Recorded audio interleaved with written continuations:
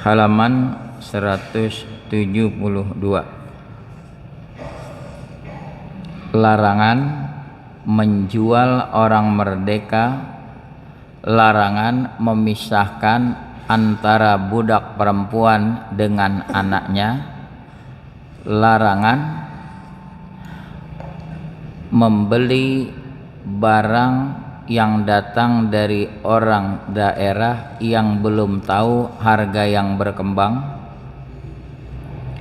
larangan menawar di atas tawaran orang lain, dan larangan menimbun makanan. Bismillahirrahmanirrahim. Alhamdulillahirabbil alamin. Wa bihi nasta'in ala umurid dunya waddin.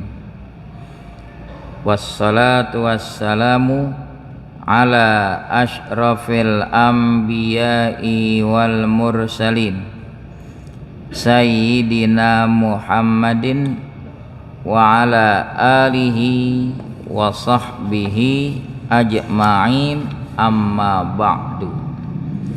Qala Syekhul Musannif rahimahullahu ta'ala wa adaman naf'a bihi wa bi barakati ulumihi wa bikum fid daraini amin. Radiyallahu ankum qala radiyallahu anhu. Ini hadis-hadis menerangkan ada muamalah yang dilarang. Orang merdeka diperjualbelikan, haram. Kalau budak boleh diperjualbelikan, tapi kalau orang merdeka diperjualbelikan dilarang, haram. Begitu juga zaman dulu kita membeli budak wanita, sedang budak wanita itu memiliki anak yang belum tamyiz. Dia masih butuh kasih sayang ibunya, perhatian ibunya. Dia bilang sama pemilik budak, saya beli ibunya saja. Nggak boleh tuh dipisahkan begitu. Dia ancam tuh, ntar di hari kiamat kalau kita di dunia memisahkan begitu, ntar kita dipisahkan dengan orang kecintaan kita, nggak ketemu dengan anak istri. Karena dulu di dunianya dia suka memisahkan juga antara ibu dan anak. Maksudnya kalau kita beli budak wanita, dia masih punya anak kecil, udah include sekalian. Jangan dipisah-pisah. Saya beli anaknya aja, nggak boleh juga. Kemudian yang ketiga,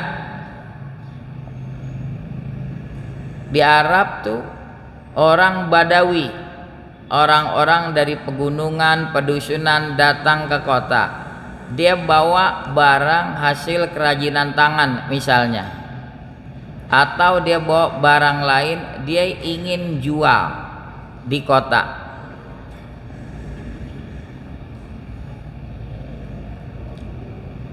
Orang ini belum mengetahui harga barang tersebut yang ada di kota. Kita di tengah jalan nelikung, Pak, barangnya dijual. Iya, saya beli deh. Dibeli. Dia nggak tahu harga barang miliknya itu yang ada di kota. Kita borong, kita beli. Tentu belinya dengan harga yang murah. Itu dilarang, nggak boleh. Begitu juga An-Najash, meninggikan harga bukan untuk dijual, tapi untuk merangsang orang tertarik membeli. Wah, kalau barang mahal nih, branded nih. Itu namanya An-Najash. Contoh, si A memang bagian daripada si B pemilik toko. Si B dagang tas. Si C datang, si A ngomong kepada B, "Pak, itu tas bagus tuh, 500.000 ya." Padahal tasnya 200.000. Si A nggak semata-mata pengen beli, merangsang konsumen yang lain. Si C mikir, wah 500, paling nggak nawarnya berapa? 400. Padahal itu barang memang 200. Itu namanya an-najas. Nih si A nggak boleh begitu. Kira-kira kalau lelang bagaimana? Kalau yang benar-benar lelang nggak ada masalah. Cuma yang menawar, saya beli 10 juta, ngatunya yang menawar bagian daripada si penjual, anak buahnya. Sehingga yang lain untuk membeli barang itu 11 juta, kata anak buah yang lain 15 juta. Dia benar beli nggak? Enggak.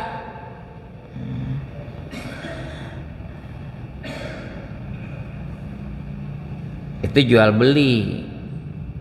Kadang-kadang merangsang orang buat donasi pembebasan tanah, ada juga begitu.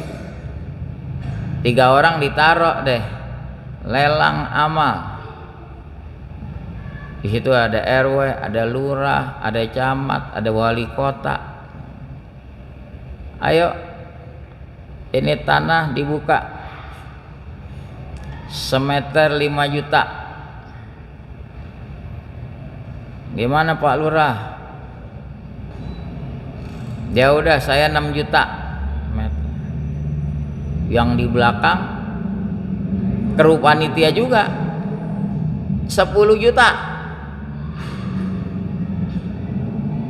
Nah 10 juta sekarang dilemparin, Pak Camat berapa? Mikir Pak Camat, ya udah saya 17 juta. Ayo yang lain, anak buahnya lagi dari panitia 20 juta. Pentokin, Pak Wali Kota berapa? Warga biasa aja segitu. Padahal dia nyumbang nggak? Kagak.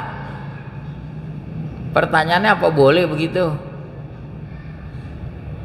Kalau lelang amal mah silahkan aja, fastabiqul khairat, tapi jangan direkayasa dong, seolah-olah bantu, sebenarnya kagak bantu.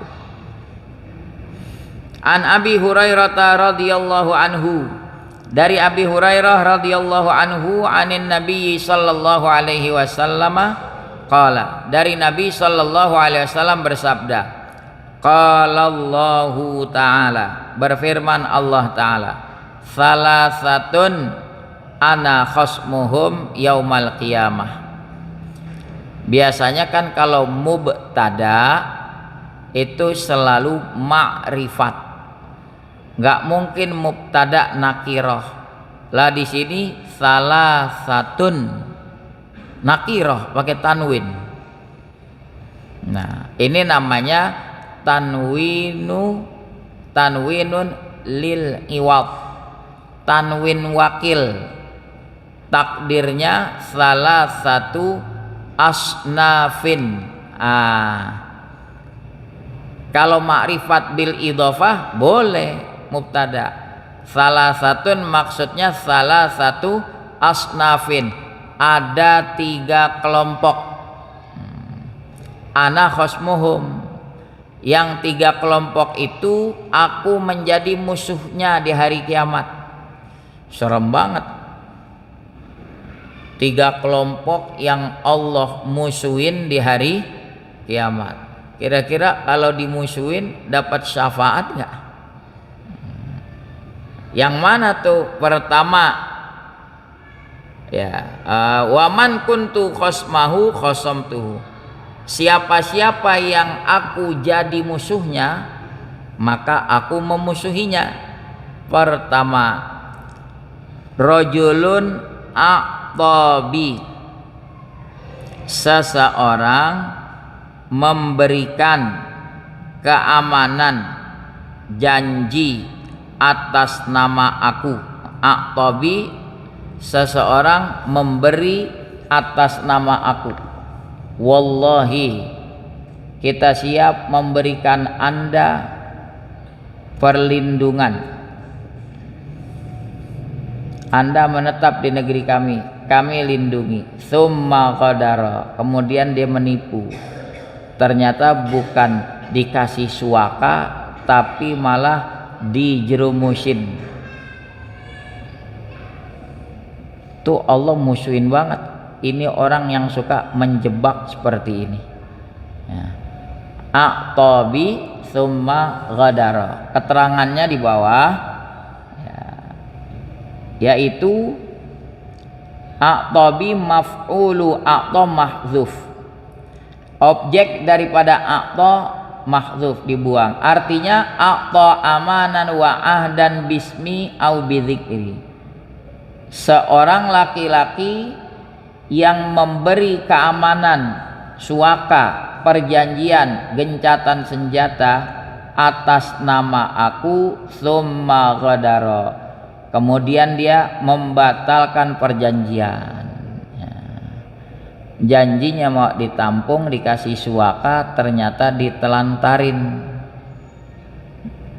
Ini Allah musuhin banget yang begini. Yang kedua, berkenaan dengan bab kita, ya. Wa rajulun ba'a hurran, seorang laki-laki menjual orang merdeka. Fa'akala samanahu, lalu dia memakan harganya. Artinya dia dapat mengambil manfaat dari menjual orang merdeka. Ini di akhir zaman banyak. Judulnya mau dikasih kerjaan, nggak taunya diapain, dijual. Akhirnya tuh orang merdeka dijadikan budak. Ketiga, wa rajulun istajara ajiran, seorang laki-laki yang menyewa ajir, orang sewaan. Misalnya menyewa jasa orang, dia kerja sama kita, fastaufa minhu, dia tepati daripadanya. Kamu kerjanya sama saya, tugasnya begini begini begini, dia kerjakan. Walam yu'tihi ajrahu, tidak dikasih upahnya. Kerja sampai 2 bulan 3 bulan, ya, atau pembantu rumah tangga kagak digaji-gaji, zalim itu. Hadis riwayat Bukhari, Ibnu Majah dan lainnya seperti Ahmad. Itulah 3 kelompok yang Allah Subhanahu wa taala musuhi mereka. Selanjutnya, hadis dari Abi Ayyub radhiyallahu anhu, dia berkata, sami'tu Rasulullah sallallahu alaihi wasallam yaqul, aku mendengar Rasulullah sallallahu alaihi wasallam bersabda, man farraqa baina walidatin wa waladiha, siapa yang memisahkan antara ibu dan anak. Maksudnya apa? Yaitu memisahkan budak wanita dengan anaknya. Jadi kalau ulama Syafi'iyah, kalau itu anak budak belum tamyiz, belum usia 6 atau 7 tahun, baru 2 tahun 3 tahun, kita beli emaknya aja, atau budak wanita, atau kita beli anaknya aja, nggak boleh. Kalau di ulama Syafi'iyah bilang sebelum tamyiz nggak boleh. Kalau Imam Abu Hanifah sebelum baligh. Ada beda pendapat sedikit. Jadi kalau di mazhab Imam Syafi'i, ulama Syafi'iyah bilang kalau udah tamyiz artinya dia sudah mandiri, kita beli ibunya saja nggak apa-apa. Tapi kalau dalam mazhab Abu Hanifah tetap belum boleh anak itu sampai baligh, sampai dewasa. Bedanya di situ. Siapa yang memisahkan antara budak wanita dan anaknya, farraqallahu bainahu wa baina ahibbatihi, niscaya Allah pisahkan pula antara dia dan kecintaannya yaumal qiyamah, di hari kiamat. Ini berarti kan ancaman, nggak boleh begitu. Walaupun itu budak, kita punya hak membeli, tapi Allah ajarkan kasih sayang. Ini anak belum bisa mandiri. Nah, bagaimana kalau binatang? Ada dibahas juga binatang. Kalau kita membeli induk kambing, dia memiliki anak yang masih menyusu, butuh susu, udah beli sekalian. Kadang-kadang kita kan tertarik, wah anaknya lucu, kita beli anaknya. Dia belum bisa mandiri, masih nyusu. Beliin aja susu kotaknya. Susu kotak dibeliin. Ya beda lah sama susu induknya. Hadis tadi riwayat Tirmidzi, dia berkata hadis hasan gharib dan Ahmad. Begitu juga diriwayatkan Daruqutni dan Hakim dan disahihkan. Jadi kesimpulannya dalam hadis tadi, tahrimut tafriq walau radiyatil ummu bidzalik, haram memisahkan budak wanita dan anaknya walaupun si ibunya itu rela. Biarlah saya dibeli, anak saya tetap sama tuan saya, tetap nggak boleh.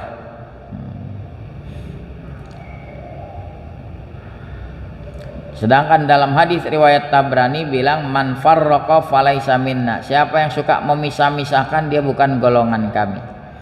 Hadis ketiga dari Abi Hurairah radhiyallahu anna Rasulullah sallallahu alaihi wasallam, bahwa Rasulullah sallallahu alaihi wasallam bersabda, la talaqqawul jalaba. Di sini keterangannya al-jalab. Jangan kamu jumpai al-jalab alladzina yajlibuna sila'a, orang-orang yang menarik barang dagangan dari orang Arab Badui, alladzina ya'tuna bil badai', yang mana orang-orang Badawi itu datang membawa barang-barang dagangan. Makna hadis ini, annan nabiyya sallallahu alaihi wasallam yanha ahlal hadari, Nabi melarang orang kota ahlal hadar ayyatalaqqau al badwa, untuk menjumpai Badawi alladzina ya'tuna bil badai, yang datang membawa barang dagangan, qabla dukhulihimus suqa, sebelum Arab Badawi itu masuk ke pasar, wa ma'rifatihim al-athman, sebelum mereka mengetahui harga barang yang mereka bawa. Jadi biar fair, jangan sampai memanfaatkan ketidaktahuan orang. Itu substansinya di situ. Cepetan kita beli sebelum, mumpung dia belum nyampe pasar, dia belum tahu harga yang sekarang berkembang itu sekian. kita beli nih. Nggak boleh begitu. Sebagaimana kita, mereka juga dagang agar bisa dapat faedah yang sesuai.